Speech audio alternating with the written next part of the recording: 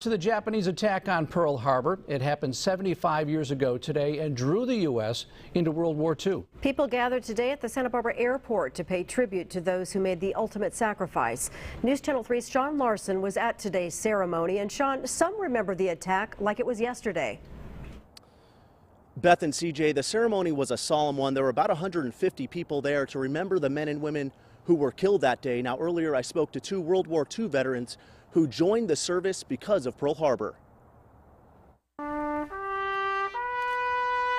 Memories of a scary time in United States history come flooding back every December 7th for Marine Corps veteran Sophia Mesnerich. Everybody wanted to do their part.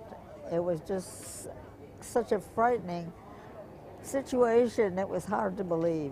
Mesnerich, who was affectionately known as Rusty in the military, is a 93-year-old World War II veteran. She was stationed in Santa Barbara. I was in charge of all the tool room, issuing all the tools and sheet metal and hydraulic tubing. Mesnerich says ceremonies like this one honoring nearly 2,500 Americans who were killed that day are important, especially for the younger generations. To realize how important it is to be in love with our country and do everything we can to keep our freedoms. There was a couple here in attendance named George and Ruby Glass. They were married 74 years ago in Paris, Texas, that is.